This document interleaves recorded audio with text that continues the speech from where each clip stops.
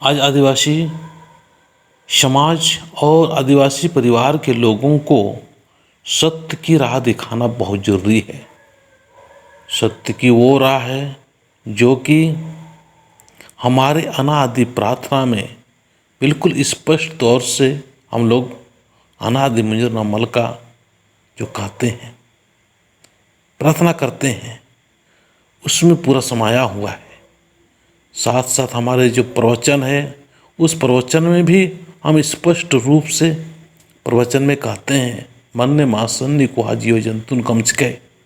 मतलब जो भी दिखाई दे रहा है, ये दिखाई जो देने वाला ये संसारिक चीज़ है, ये भी प्राकृतिक है, लेकिन इस प्राकृतिक में हमें स्थित होना होगा। ये दिखाई दे रहा है, ये तो एक प्राकृतिक का रूप है, लेकिन अदृश्य रूप में भी कोई शक्तिशाली, सर्वशक्तिशाली है।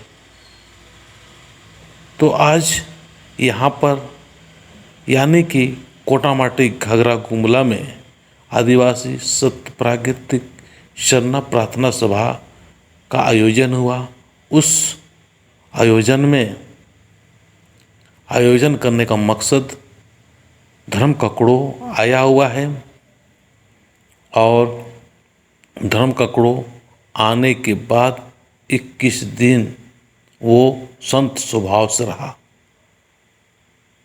उसी ककड़ों का 21 दिन आने के शुभ अवसर पर यहाँ पर इस तरह से समाज के अगुवाओं को, धर्म की राह दिखाने वालों को, सत्य और पवित्रता की राह दिखाने वाले अगुवाओं को निमंत्रण दिया गया और निमंत्रण दे के काफ़ी अच्छा महसूस किए। लोग देखना चाहते थे, लोग सुनना चाहते थे, लोगों के अंदर में उत्साह था, उमंग था कि कौन हमारे समाज को सही और सत्य की राह पर दिखाएंगे, कौन हमारे समाज को एक डर है उस डर को निकाल पाए। आज हमारे बहुत सारे ऐसे लोग हैं जिसके अंदर में डर है, भूत का, प्रेत का, डायन का, ओझा का, मती का, बहुत सारे ऐसे डर है, मृत्यु का डर। तो इन सब डर को निकाल के हम लोग को बाहर करना होगा और सत्य में जीना होगा। जब सत्य में जीने लगेंगे तो हमें ये सब कुछ भी डर नहीं आएगा। हम जान जाएंगे कि जीवन में मृत्यु तो है ही है, इस मृत्यु से कोई झुठला नहीं सकता, कोई इससे ख़त्म या इससे कोई रोक नहीं सकता। मृत्यु तो है ही है। जिसने जन्मा है इस संसार में, उनको एक न एक दिन इस संसार में जाना है।